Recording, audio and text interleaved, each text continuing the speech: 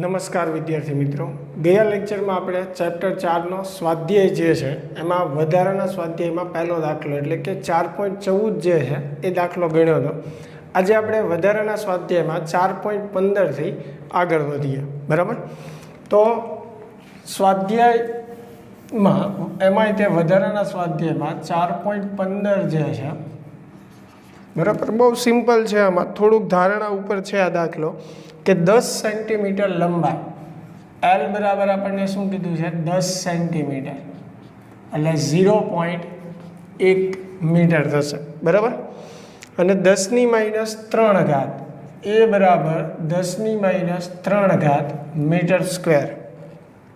આડછેદના ક્ષેત્રફળ ધરાવતા વિસ્તારમાં 100 ગાઉસ, બી બરાબર 100 ગાઉસ, તારે ટેસ્લામાં ફેરવું એટલે 100 × 10⁻⁴ ટેસ્લા લખવું પડે. બરાબર, તો ઓવરઓલ 10⁻² ટેસ્લા થશે. અને વ્યવસ્થિત લખો તો જેટલું નિયમિત ચુંબકીય ક્ષેત્ર જરૂરી છે. એક ગૂંચળાના તારની મહત્તમ વિદ્યુત પ્રવાહ ધારણા ક્ષમતા 15 એમ્પિયર છે. ગૂંચળાના તારની મહત્તમ પ્રવાહ ક્ષમતા એની જે છે કેટલી આપી છે 15 એમ્પિયર છે. વધારેમાં વધારે કેટલો પ્રવાહ આપણે પસાર કરી શકીએ એમાંથી 15 એમ્પિયર. બરાબર, એવું કીધું છે. તથા તેના કેન્દ્રની આસપાસ એકમ લંબાઈ દીઠ વધુમાં વધુ 1000 આંટા પ્રતિ મીટર એટલે સ્મોલ એન આપણને આપેલું છે કે વધારેમાં વધારે આપણે કેટલા આંટા વીંટવી શકીએ 1000. હવે તમે આંટા વીંટવતા જાઓ એટલે તમને ખ્યાલ છે કે શું બને, એક પ્રકારે સોલેનોઇડ બને. બરાબર, તો આ માટે જરૂરી એવા સોલેનોઇડની યોગ્ય રચના સમજાવો. અને તેના કેન્દ્રમાં ફેરોમેગ્નેટિક નથી. ફેરોમેગ્નેટિક એની ચર્ચા આપણે પછી આગળ કરશું 5મા ચેપ્ટરમાં. અત્યારે ખાસ એની કોઈ જરૂર નથી પડતી એટલે આપણે એ સમજતા નથી, પણ 3 પદાર્થો આપણે ભણવાના આવશે: પેરામેગ્નેટિક, ફેરામેગ્નેટિક ને ડાયામેગ્નેટિક. પણ એ 5મા ચેપ્ટરમાં આપણે ભણશું. હવે વસ્તુ એવી છે કે એની લંબાઈ આપી છે, તારનું આડછેદનું ક્ષેત્રફળ આપેલું છે, ગૂંચળું જે છે એની મહત્તમ પ્રવાહ ક્ષમતા જે છે 15 એમ્પિયર છે, 1000 આંટા જે છે તમે વીંટવી શકો વધારેમાં વધારે. તો એની માટે સોલેનોઇડની રચના આપણે સમજાવવાની છે. એટલે આ થોડીક ધારણા ઉપર દાખલો થશે. અને આમ ગણો તો બહુ સિમ્પલ છે. દાખલા તરીકે સોલેનોઇડની રચનાની વાત કરીએ તો સોલેનોઇડનું ચુંબકીય ક્ષેત્ર આવશે બી બરાબર μ0 NI. તો મારે પ્રવાહ ધારો કે મારે મેળવવો છે સોલેનોઇડની રચના માટે. બે વસ્તુ છે, કાં તો તમે પ્રવાહ ધારી લો, કેમ કે મહત્તમ પ્રવાહ આપણે કેટલો લઈ શકીએ 15 એમ્પિયર. તો 15 એમ્પિયર સુધીનો કોઈ પણ તમે પ્રવાહ ધારી લો અને એની ઉપરથી તમે સ્મોલ એન મેળવો, અથવા સ્મોલ એન જે છે એ તમે ધારી લો, કેમ કે આપણને મેક્સિમમ કેટલા આંટા કીધા છે 1000. હવે એક વસ્તુ સમજો, સોલેનોઇડમાં જેટલા આંટાઓની સંખ્યા વધારે છે એટલા આંટાઓ જે છે એ નજીક વીંટવાશે, ટાઈટ રહેશે, એકદમ નજીક. એટલું ચુંબકીય ક્ષેત્ર જે છે એ નિયમિત હશે. માનો કે આંટાઓ છૂટા છૂટા હોય તો એ ચુંબકીય ક્ષેત્ર એટલું બધું નિયમિત ન રહે. એટલે આપણે આંટાઓની સંખ્યા મેક્સિમમ ધારવા. બાકી 1000 સુધી આપણને બીજી કોઈ શરત નથી આપી, એટલે મેક્સિમમ 1000 આંટા કીધા છે. તો 800 લઈ શકો, 900 લઈ શકો, તો એના આધારે તમે પ્રવાહ મેળવી શકો. એટલે ફરીને કહું છું, બે રીતે તમે આમાં જવાબ આપી શકો છો. બરાબર, કાં તો આંટાઓની સંખ્યા ધારી લો અને એની ઉપરથી પ્રવાહ મેળવો, અથવા પ્રવાહ ધારી લો અને એની ઉપરથી આંટાઓની સંખ્યા મેળવો. તો આઈ બરાબર આમાં કિંમત મૂકો, બી જે છે એ 10⁻², μ0 એટલે 4π × 10⁻7. બરાબર, સ્મોલ એન જે છે એ 1000 આપણે મેક્સિમમ જ લેશું. બરાબર, નિયમિત ચુંબકીય ક્ષેત્ર મળે એ માટે થઈ. તો 10ની કેટલી ઘાત આવશે 3, એટલે 1/4π આપણે કરવાનું છે. એટલે કેટલું આવશે 0.0796. આઈ બરાબર 0.0796. એને ગુણ્યા 10ની ઘાત જે છે -3 ઉપર જાય એટલે માઇનસ થશે, એટલે ઉપર -5 અને -7 ઉપર આવે એટલે પ્લસ, એટલે 10ની +2 આવશે. તો આનું સાદુરૂપ તમે આપો એટલે એ 7.96 થાય એમ્પિયર. હવે 7.96 એમ્પિયર એટલે ઓલમોસ્ટ ગણો તો એ 8 એમ્પિયર જેવું થયું નિયર અબાઉટ. એટલે એનો અર્થ એવો થયો કે આપણે તો એમાંથી આટલું ચુંબકીય ક્ષેત્ર મેળવવા માટે આંટાઓની સંખ્યા જો એટલી રાખીએ તો પ્રવાહ જે છે એ કેટલો પસાર કરવો જોઈએ? 8 એમ્પિયરનો પ્રવાહ પસાર કરવો જોઈએ. તમને પાછળ ટેક્સ્ટ બુકમાં એને રિલેટેડ લંબાઈને આડછેદનું ક્ષેત્રફળને એ આપેલું છે, પણ આપણે એટલે બધું ડિટેલમાં જવાની જરૂર નથી. સિમ્પલ આનો જવાબ આપી શકો છો બે રીતે. મેં તમને કીધું એમ, એક તો તમે પહેલાં આંટાઓની સંખ્યા જે છે, બે ઓપ્શન છે, કેમ કે તમને કીધું છે કે મહત્તમ પ્રવાહ તમે કેટલો લઈ શકો? 15, અને આંટાઓની સંખ્યા એકમ લંબાઈ દીઠ કેટલી લઈ શકો? 1000. તો સીધી વાત છે, આંટાઓની સંખ્યા તમે ધારી લો અને એની ઉપરથી પ્રવાહ કેટલો પસાર કરવો સોલેનોઇડમાં એ તમે કહી દો. અથવા એનાથી ઉલટું, પ્રવાહ જે છે એ તમે ધારી લો 15 એમ્પિયર સુધીનો. દાખલા તરીકે મેક્સિમમ પ્રવાહ તમે ધારી લો 15 એમ્પિયર. તો એના આધારે આંટાઓની સંખ્યા કેટલી મળે છે જુઓ. પણ હા, આંટાઓની સંખ્યા 1000 કરતાં ઉપર જવી જોઈએ નહીં. એટલે બેટર એ છે કે પ્રવાહ તમે 10 એમ્પિયર કે 8 એમ્પિયર અથવા તો 12 એમ્પિયર એવો ધારો અને એના આધારે સ્મોલ એન જે છે એ કેટલું મળે છે એ મેળવીને બતાવો. બરાબર? એટલે બહુ સિમ્પલ છે. આમ થોડુંક કોમ્પ્લિકેટેડ લાગે ટેક્સ્ટ બુકમાં પાછળ તમે આન્સર જોશો એટલે, પણ એટલી બધી ડિટેલ આપણે કહેવાની જરૂર નથી. સિમ્પલ આપણે કહી શકીએ કે ભાઈ સોલેનોઇડ માટે ચુંબકીય ક્ષેત્ર આ છે, એ સૂત્ર આપણને ખ્યાલ છે. તો હવે સ્મોલ એન જે છે હું ધારી લઉં કે ભાઈ ધારો કે હું 1000 આંટા વીંટું છું, તો એની માટે મારે પ્રવાહ એટલો પસાર કરવો જોઈએ. થઈ ગઈ સિમ્પલ વાત. ચાલો આગળ જે છે એ 16મો દાખલો. બરાબર? 16મા દાખલાની અંદર કેપિટલ R ત્રિજ્યા અને N આંટા ધરાવતા એક વર્તુળાકાર ગૂંચળામાંથી વિદ્યુત પ્રવાહ I પસાર થાય છે અને તેની અક્ષ પર તેના કેન્દ્રથી x અંતરે ચુંબકીય ક્ષેત્રનું મૂલ્ય. હવે એ સૂત્ર આપણે ભણી જ ગયા છીએ, μ0 N I R² (2x² + r²). r એટલે ત્રિજ્યા, x એટલે ગૂંચળાના કેન્દ્રથી અંતર બિંદુ. આવું સૂત્ર છે જે આપેલું છે. તો પહેલો જવાબ એમાં આપણે એવો મેળવવાનો છે કે દર્શાવો કે ગૂંચળાના કેન્દ્ર પાસે આ સમીકરણ જાણીતા સમીકરણ જેવું છે. આ થિયરીમાં મેં તમને સમજાવેલું છે. કેન્દ્ર પાસે ચુંબકીય ક્ષેત્ર મેળવવું હોય, બરાબર, કેન્દ્ર પાસે ચુંબકીય ક્ષેત્ર આપણે મેળવવું હોય તો x બરાબર શું મૂકવું પડે? 0. બરાબર? આની સાબિતી તમારે દર્શાવવાની છે, કેમ કે દાખલામાં કીધી છે દર્શાવો. એટલે x બરાબર તમે 0 મૂકો, ઉપર μ0 N I R²m નીચે 2. x બરાબર 0 મૂકો એટલે આ 0, અહીંયા 2 કેન્સલ થાય એટલે r નો શું આવશે? ઘન. હવે એક r² કેન્સલ થાય એટલે μ0 N I /2r. તો ગૂંચળાના કેન્દ્ર પર ઉદ્ભવતા ચુંબકીય ક્ષેત્રનું સૂત્ર આ જ છે, જે આપણે થિયરીમાં પણ ભણી ગયા છીએ. અહીંયા ફરીને આપણે ખાલી x બરાબર 0 મૂકીને બતાવ્યું.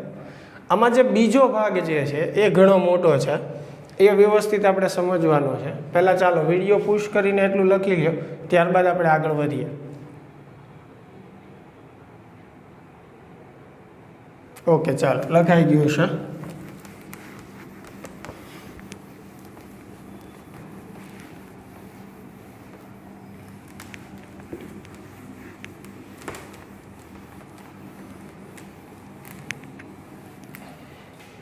હવે એમાં 16માં જે છે બીજો પ્રશ્ન જે છે વ્યવસ્થિત સમજો કે બે સમાંતર એક અક્ષ પર આવેલા સમાન ત્રિજ્યા r ગૂંચળા વિચારો. એક જ અક્ષ ઉપર આવેલા બે ગૂંચળાઓ વિચારવાના છે જેમની ત્રિજ્યા કેપિટલ R છે, જેમના આંટાઓની સંખ્યા n છે. એટલે એમાં આંટાઓની સંખ્યા કેટલી છે?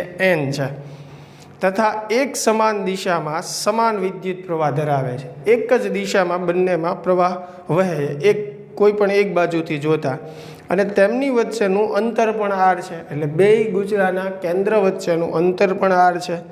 તો દર્શાવો કે બે ગૂંચળાના મધ્યમાં તેમની અક્ષ પર આવેલા બિંદુની આસપાસ r ની સરખામણીમાં નાના અંતર સુધી ચુંબકીય ક્ષેત્ર નિયમિત રહેશે.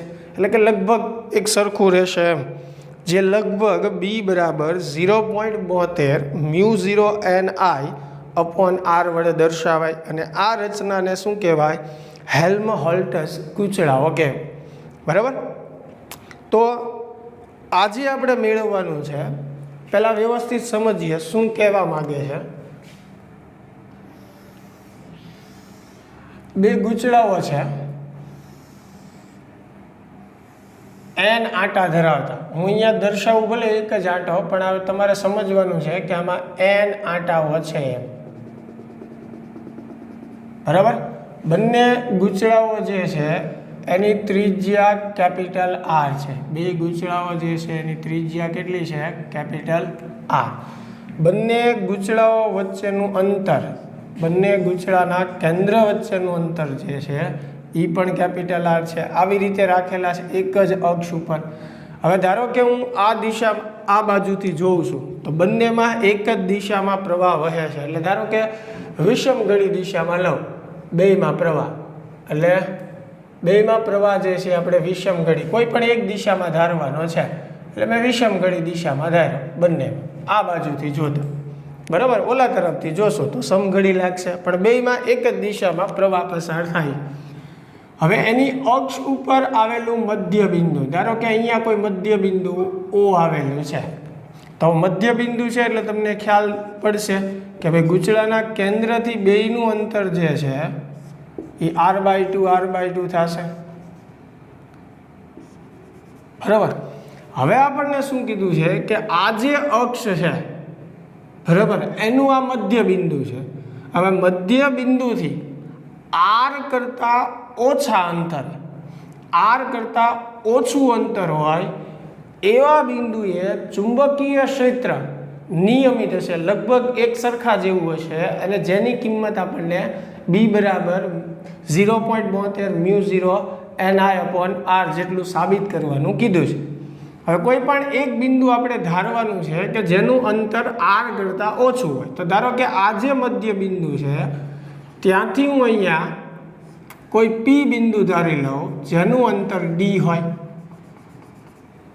બરાબર.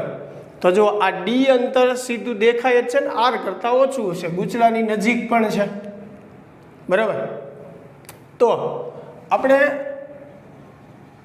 આ બિંદુએ ચુંબકીય ક્ષેત્ર, પરિણામી ચુંબકીય ક્ષેત્ર, આ બિંદુ પાસે પરિણામી ચુંબકીય ક્ષેત્ર એટલે કે આ ગૂંચળાના લીધે અને આ ગૂંચળાના લીધે એ જે સાબિત કરવાનું કીધું છે એ આપણે સાબિત કરવાનું છે. આ આપણી રકમ છે. સમજાય છે?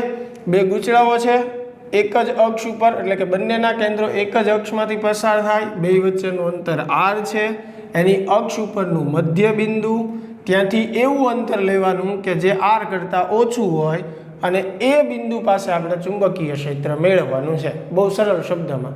એટલે કે આ જે p બિંદુ છે ત્યાં મારે આ બે ગૂંચળાના લીધે પરિણામી ચુંબકીય ક્ષેત્ર મેળવવાનું છે. બરાબર.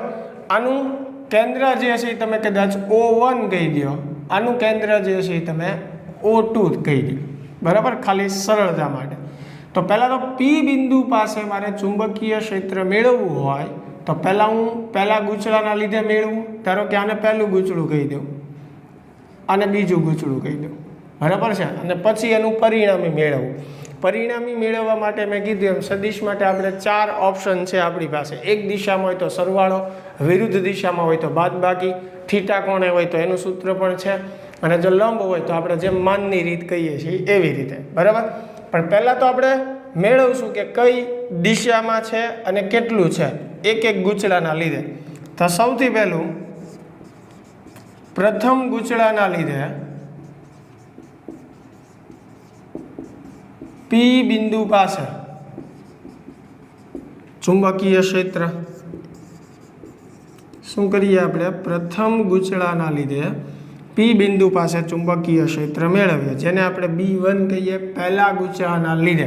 હવે ખાસ ધ્યાન રાખજો, આપણી પાસે આવું એક સૂત્ર છે, ગૂંચળાની અક્ષ પર ચુંબકીય ક્ષેત્રનો μ0 ni/r²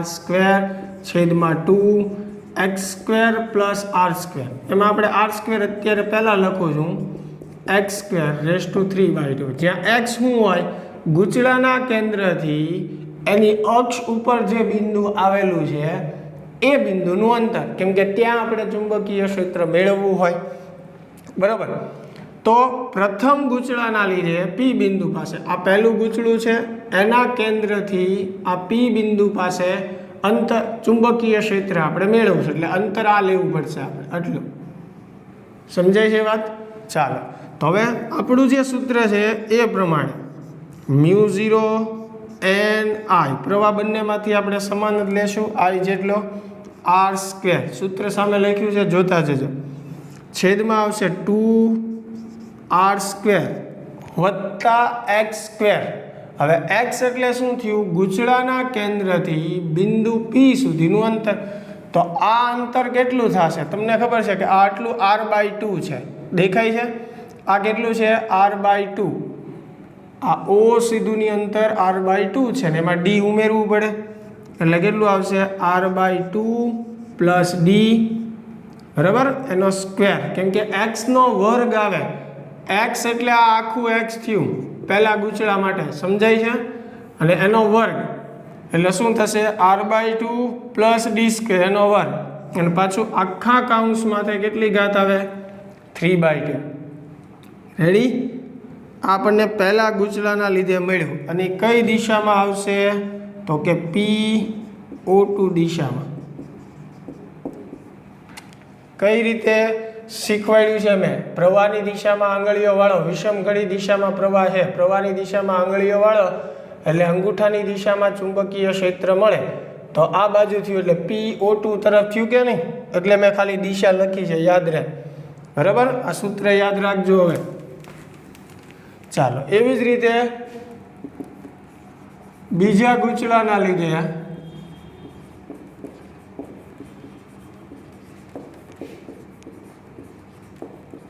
પી બિંદુ પાસે ચુંબકીય ક્ષેત્ર. હવે આપણે બીજા ગૂંચળાના લીધે મેળવીએ, એને આપણે B2 કહીએ. તો એમાં શું આવશે? μ0 n I r², છેદમાં થશે 2r² પ્લસ x². હવે x એટલે શું થયું? બીજા ગૂંચળાના કેન્દ્રથી પી બિંદુ સુધીનું અંતર, કેમ કે હવે બીજા ગૂંચળાના લીધે મેળવીએ છીએ તો આ આટલું અંતર આપણે લેવું પડશે. હવે એ અંતર મેળવવું હોય તો આખું કેટલું છે જુઓ, આ બિંદુથી અહીંયા સુધીનું અંતર r/2, r/2 માંથી d અંતર બાદ કરી નાખવું એટલે આ મળે કે નહીં? એટલે અહીંયા શું આવશે? r/2 માઇનસ d આવશે, એનો સ્ક્વેર, પાછા આખા કાઉન્સની કેટલી ઘાત આવશે? 3/2. અને આ પણ કઈ દિશામાં થશે? PO2 દિશામાં થશે. આમાંય પણ વિષમ ઘડી દિશામાં જ છે, આંગળીઓને વિષમ ઘડી દિશામાં વાળો એટલે અંગૂઠાની દિશામાં ચુંબકીય ક્ષેત્ર મળે રિંગ અથવા ગૂંચળાના કેન્દ્ર માટે, બરાબર? ચાલો, તો આ તો બેયનું આપણે અલગ મેળવવું. હવે આપણે મેળવવાનું છે પરિણામી ચુંબકીય ક્ષેત્ર. તો પી બિંદુ પાસે પરિણામી ચુંબકીય ક્ષેત્ર. હવે કઈ રીતે પરિણામી મળશે? તો કે સિમ્પલ આપણે શું કરવો પડશે? સરવાળો કરવો પડશે, કેમ કે બેયનું ચુંબકીય ક્ષેત્ર એક જ દિશામાં છે, PO2 દિશામાં. તો એક જ દિશામાં સદિશ હોય તેનું પરિણામી મેળવવું હોય તો શું કરવું પડે? સરવાળો. એટલે પી બિંદુ પાસે પરિણામી ચુંબકીય ક્ષેત્ર મેળવવા માટે આપણે શું કરવો પડશે? સરવાળો કરવો પડશે. એટલે બેયનો સરવાળો કરશું, પહેલાં આ સમીકરણ લખશું વત્તા ઓલું સમીકરણ, પણ એમાં થોડુંક જે કોમન નીકળે છે એ કોમન આપણે કાઢી લઈએ.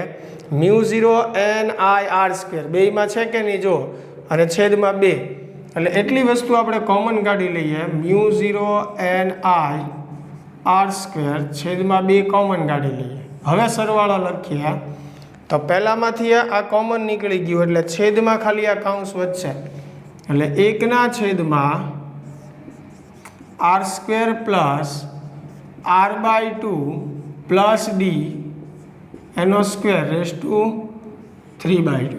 રેડી? એવી જ રીતે વધતા આવશે 1/છેદમાં r² plus r/2 minus d એનો સ્ક્વેર, અને એની પણ 3/2 ઘાત.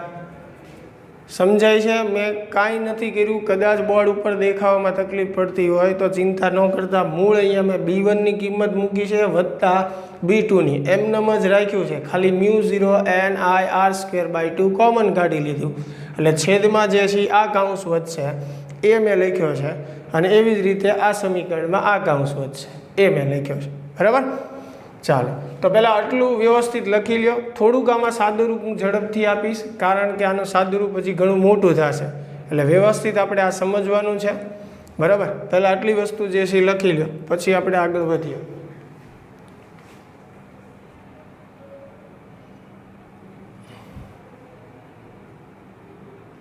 ઓકે, ચાલો, લખાઈ ગયું છે.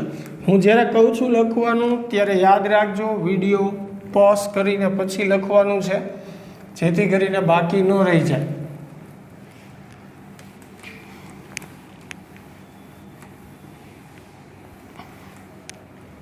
ચાલો, હવે વ્યવસ્થિત આપણે આનું સાદુરૂપ આપી દઈએ. પહેલું જે પદ છે μ0 NIR²/2, બરાબર? એ એમનેમ રાખવાનું છે. અંદરના કાઉન્સનું જ આપણે સાદુરૂપ આપવાનું છે. તો એની અંદર જો હવે આનું વિસ્તરણ વર્ગની રીતે થાય ને, r/2 + d², r/2 + d² એનો વર્ગ છે. તો વર્ગનું વિસ્તરણ આવડે તમને? પહેલા પદનો વર્ગ વત્તા નિયમના 2 પહેલું પદ ગુણ્યા બીજું પદ ને વત્તા બીજા પદનો વર્ગ. તો પહેલા પદનો વર્ગ કરો, r/2 નો વર્ગ કરો. ખાસ આ r² લખવાનું છે પાછું, હું ખાલી r² જે છે એમને. હવે વર્ગની રીતે આ પદનું વિસ્તરણ કરું તો પહેલા પદનો વર્ગ થઈ ગયો. પછી શું આવશે? જુઓ, આ પહેલા પદનો વર્ગ એટલે r²/4 વત્તા હવે નિયમના 2 પહેલું પદ ગુણ્યા બીજું પદ, એટલે અહીંયા 2 કેન્સલ થશે કે નહીં? એટલે અહીંયા વચ્ચેનું પદ શું આવશે? rd આવશે. સમજાય છે? પછી શું આવે? અંતિમ પદનો વર્ગ એટલે d² આવે. બરાબર? એટલે અહીંયા આવશે d². બરાબર? અને એની કેટલી ઘાત છે પાછી? 3/2. આખું 1ના છેદમાં આવશે. ચાલો, વત્તા સેમ એવી રીતે આ પદમાં આપણે સાદુરૂપ આપવાનું છે r² એમનેમ, પણ અહીંયા માઇનસ છે તો માઇનસ હોય તો શું થશે? અહીંયા માઇનસ આવશે અને કયા માઇનસ આવશે, બાકી તો બધું એમનેમ જ રહેશે. એટલે હવે એ પણ હું ડાયરેક્ટ સીધું લખું છું. જુઓ, r² + r²/4 માઇનસ rd થશે પ્લસ d², અને એની કેટલી ઘાત? 3/2. બરાબર? ઉપર અહીંયા 1. ચાલો, થઈ ગયું.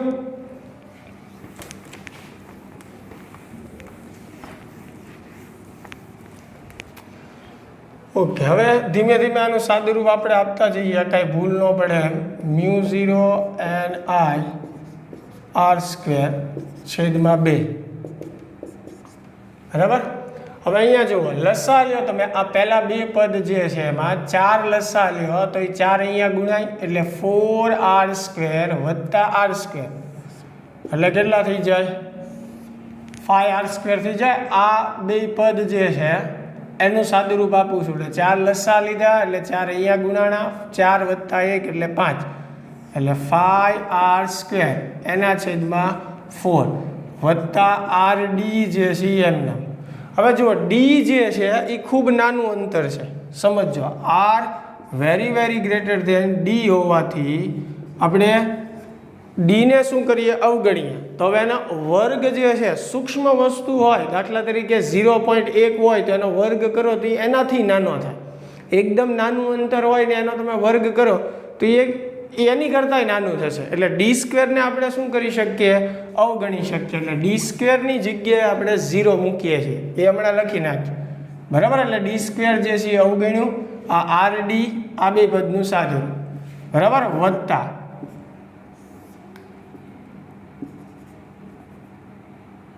અહીંયા સેમ વસ્તુ થશે, 5r²/4 માઇનસ rd એની 3/2 ઘાત. બરાબર. શું કર્યું આપણે? R very very greater than D હોવાથી આ લખવાનું ફરજિયાત, ડી સ્ક્વેરને અવગણતા, એટલે ડી સ્ક્વેર જે છે એને આપણે અવગણ્યું.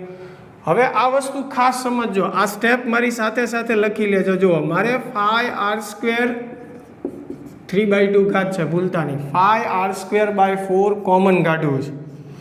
હવે સમજો, આ જે પદ છે બરાબર, આમાં 5r²/4 છે, આમાં નથી. તમારે શું કરવું પડે? મેથેમેટિકલ તમે વિચારો, તમારે કોમન કાઢવું છે તો એની માટે થઈને હું શું કરું? આ rd છે એને ગુણ્યા 5r²/4 કરી નાખું અને પાછું એને ભાંગ્યા 5r²/4 કરું. શું કર્યું?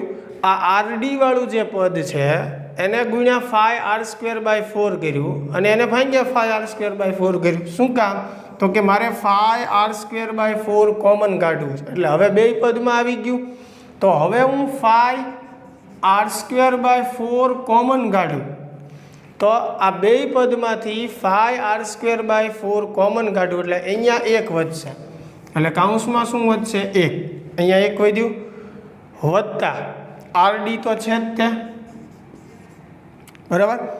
હવે ઉપર rd છે, અહીંયાથી 5r² કોમન નીકળી ગયું ને બરાબર ઉપરથી, તો નીચે જુઓ 5r²/4 વધશે. એટલે 5r²/4 જે છે એ નીચે વધશે. સમજાય છે? એટલે ટૂંકમાં આવું આપણે ઘણી વાર કરેલું છે કે મારે જે કોમન કાઢવું છે એ જો બીજા પદમાં ન હોય તો મારે એની વડે શું કરવું પડે? ભાંગી નાખવું પડે. જેમ અહીંયા મારે 5r²/4 કોમન કાઢવું છે પણ જો rd વાળા પદમાં નથી એટલે એના છેદમાં આવી ગયું કે નહીં? 5r²/4.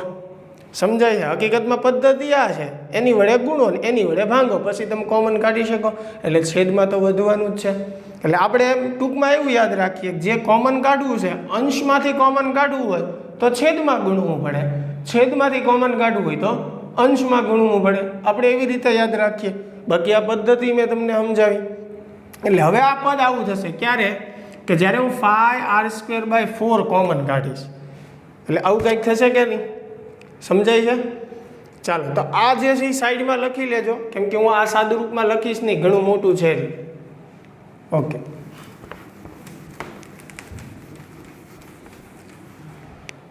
ફરીને આપણે આગળ સાદુરૂપ આપીએ. એટલે b બરાબર μ0 ni r²/2 જે છે એઝ ઇટ ઇઝ. હવે જે છે એ ખાસ સમજો, શું કરવાનું છે આપણે? તો કે 5r²/4 કોમન કાઢવાનું. એટલે 5r²/4 કોમન કાઢવાનું છે બરાબર. હવે 5r²/4 આપણે કોમન કાઢીએ બરાબર. તો 5r²/4 કોમન કાઢીશું તો અહીંયા સમજો, અહીંયા 5r²/4 જ છે પણ ઉપર કેટલી ઘાત છે? 3/2. એટલે બહાર આવશે ત્યારે કેટલી ઘાત થઈ જશે? 3/2 ઘાત થઈ જશે બરાબર. તો હવે અંદર શું વધે છે એ લખીએ. અહીંયા 1 વધશે પ્લસ rd વધશે અને છેદમાં આવશે 5r²/4 અને ઉપર કાઉન્સની કેટલી ઘાત? 3/2. સમજાય છે? 5r²/4 કોમન કાઢ્યું હમણાં જે મેં તમને અલગ લખીને બતાવ્યું. એવી જ રીતે આ પદમાં આપણે કરશું બરાબર. 5r²/4 કોમન કાઢીએ એટલે કેટલી ઘાત થઈ જશે? ઉપર 3/2. કાઉન્સમાં શું વધશે? 1 માઇનસ rd એના છેદમાં 5r²/4 બરાબર, એની 3/2 ઘાત. ક્લિયર? ચાલો, આટલું વ્યવસ્થિત લખી લ્યો. પછી આગળ સાદુરૂપ આપીએ. છે ને મોટું સાદુરૂપ, એટલે ખાસ ધ્યાન રાખીને લખજો. ભૂલી ન જતા હું લાવવાનું છે. આપણે પરિણામી ચુંબકીય ક્ષેત્ર મેળવીએ છીએ પી બિંદુ પાસે, જે મેં આકૃતિ તમને દોરીને પહેલાં બતાવી હતી બરાબર. એ પ્રમાણે સાદુરૂપ આપણે આપતા જઈએ છીએ.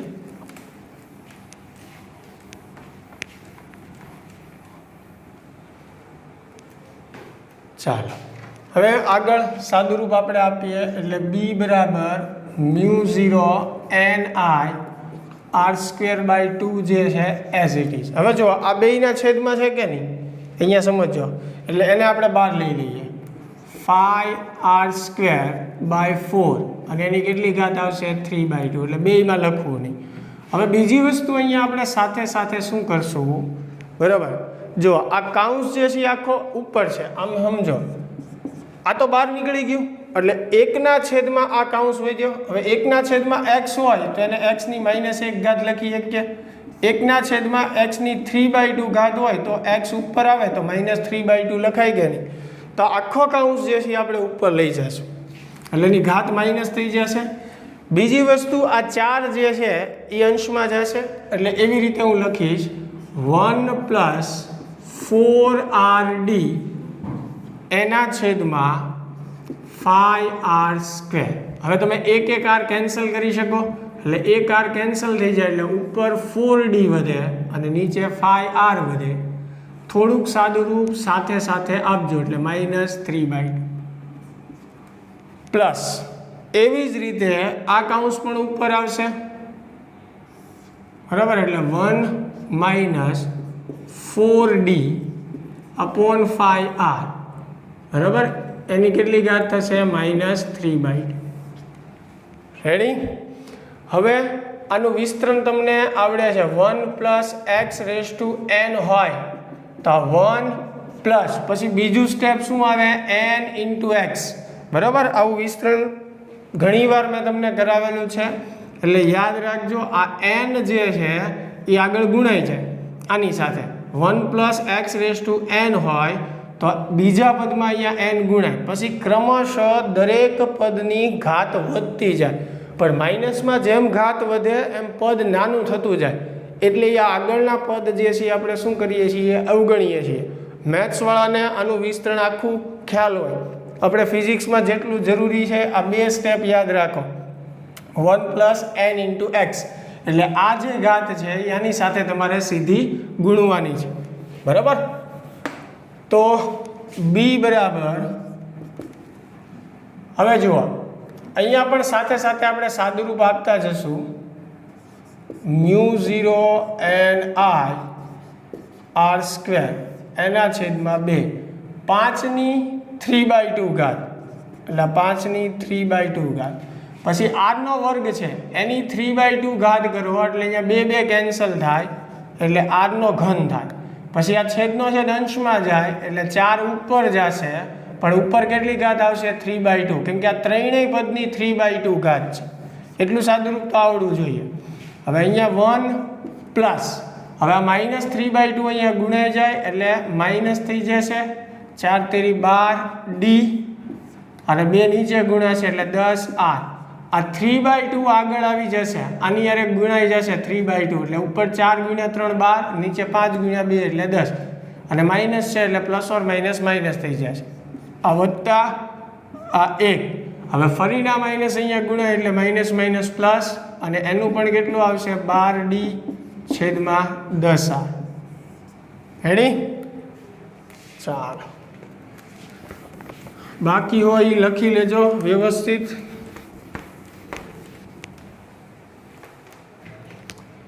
હલો હવે આનું સાદું રૂપ પણ આપી દઈએ μ0 ni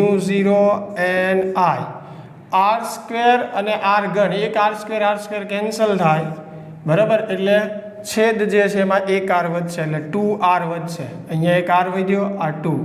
હવે ગુણાકારમાં 4ની 3/2 ઘાત એટલે આને આમ લખીએ કોણ 4ની 3/2 ઘાત એટલે 4 નો ઘન અને એનું વર્ગમૂળ તો 4 નો ઘન કરો અને વર્ગમૂળ કાઢો 4 નો ઘન એટલે 64 ને 64 નું વર્ગમૂળ એટલે 8. સેમ એવી રીતે છેદમાં શું છે 5ની 3/2 ઘાત તો 5 નો ઘન કરો અને પછી વર્ગમૂળ કાઢો એટલે 11.18 જેવું આવશે બરાબર. 5 નો ઘન કરો અને પછી વર્ગમૂળ કાઢી લે.